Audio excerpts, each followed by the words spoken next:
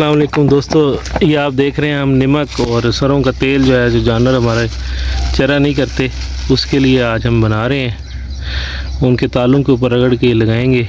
ये नमक डाल दिया तगारी में और ये अब सरों का तेल जो है ऊपर मिक्स हो रहा है।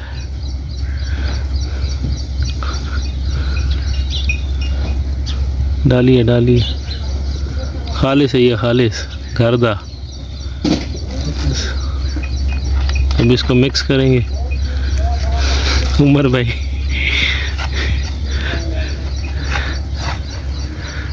और फिर हम ये जो है जानवरों के तालुओं पे लगाएंगे। फिर हम आपको अगली वीडियो दिखाएंगे। ये हमारे इजाज भाई जो हैं, इनके तालुओं के अंदर जो है वो उत्ते लावना ही देवना नहीं, उत्ते तालुओं दिखा ही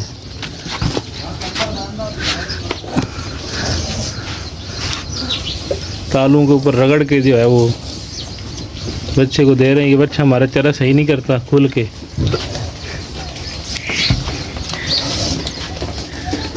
इसको रगड़ रगड़ के जो है ना इसके तालुओं को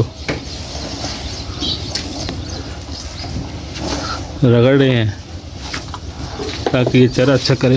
तगारी ना करें पर